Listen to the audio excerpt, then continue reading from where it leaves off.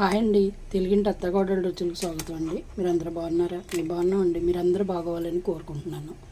ఇదిగోండి వారిపు అన్నం.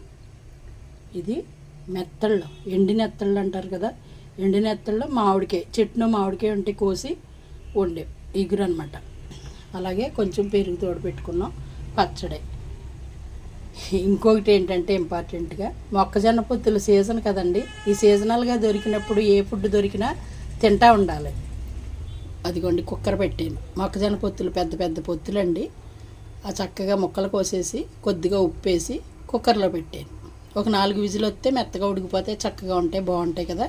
పిల్లలు పెద్దవాళ్ళు తినొచ్చు. ప్రోటీన్స్ ఎక్కువ ఉంటాయి కదండి, అందులో కూడా పీచు పదార్థం కదా, షుగర్ ఉన్న వాళ్ళు కూడా తినొచ్చు. ఇదండి ఈరోజు వంట. ఇంట్లో అందరూ ఇష్టంగా తింటారు. బయట కొనుక్కోవటం ఎందుకని నేనే పచ్చి పొత్తులు వస్తే తీసుకున్నాను. అవి స్వీట్ కార్న్ అనమాట. బాగున్నాయండి, చాలా బాగున్నాయి.